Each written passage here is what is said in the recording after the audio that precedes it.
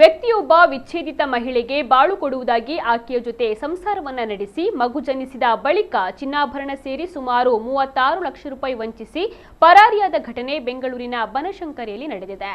ಕಳೆದ 10 ವರ್ಷಗಳಿಂದ ಮೋಹನ್ ರಾಜ್ ಎಂಬಾತ ಪರಿಚಯವಿದ್ದು 2022ರಲ್ಲಿ ಇಬ್ಬರಿಗೂ ಕೂಡ ವಿವಾಹವಾಯಿತು. ದಂಪತಿಗೆ ಹೆಣ್ಣು ಮಗು ಕೂಡ ಜನಿಸಿತ್ತು. ಬಳಿಕ 2025ರಲ್ಲಿ ಮನೆ ಬಿಟ್ಟು ಹೋದ ಮೋಹನ್ ಇಂದಿಗೂ ಕೂಡ ಪತ್ತೆಯಾಗಿಲ್ಲ ಎಂದು ಸಂತ್ರಸ್ತೆ ಆರೋಪಿಸಿದ್ದಾರೆ. ಮದುವೆಯಾದ ಬಳಿಕ ಹೊಸ ಮನೆ ಕಟ್ಟೋಣ, ಹೊಸ ಜೀವನವನ್ನ ಶುರು ಮಾಡೋಣ ಎಂದು ನಂಬಿಸಿ ಚಿನ್ನಾಭರಣವನ್ನ ಅಡವಿಟ್ಟು ಸಾಲವನ್ನ ಪಡೆದು ಒಟ್ಟು 36 ಲಕ್ಷ ರೂಪಾಯಿ ನೀಡಿದ್ದೇನೆ ಎಂದು ಮಹಿಳೆ ದೂರಿದ್ದಾರೆ. ಈಗ ಹಣ ಕೇಳಿದ್ರೆ ನೀನು ಯಾರು ಅಂತಾನೆ ಗೊತ್ತಿಲ್ಲ ಎಂದು ಹೇಳ್ತಾನೆ ಎಂದು ಆರೋಪಿಸಿದ್ದಾರೆ. ಬೇರೆ ಹಲವು ಯುವತಿಯರ ಜೊತೆ ಮೋಹನ್ ರಾಜ್ಗೆ ಸಂಬಂಧವಿದೆ. ತನ್ನ ಜೊತೆ ಹಣಕ್ಕಾಗಿ ಮದುವೆಯಾಗಿದ್ದ ಹಲವು ಯುವತಿಯರಿಗೆ ಅಸಭ್ಯವಾದ ಸಂದೇಶವನ್ನ ಕೂಡ ಕಳುಹಿಸಿರುವುದಾಗಿ ಮಹಿಳೆ ಆರೋಪಿಸಿದ್ದಾಳೆ. ಈವರೆಗೆ 4 ಬಾರಿ ಪೊಲೀಸ್ ಠಾಣೆಗೆ ದೂರನ್ನು ನೀಡಿದ್ರೂ ಕೂಡ ನ್ಯಾಯ ಸಿಗ್ತಾ ಇಲ್ಲ. ಮತ್ತೊಮ್ಮೆ ದೂರು ನೀಡಿದರೆ ನಿನ್ನನ್ನೇ ಒಳಗೆ ಹಾಕ್ತೇವೆ ಎಂದು ಪೊಲೀಸರು ಕೂಡ ಹೆದರಿಸಿದ್ದಾರೆ ಎಂದು ಮಹಿಳೆ ಆರೋಪಿಸಿದ್ದಾಳೆ.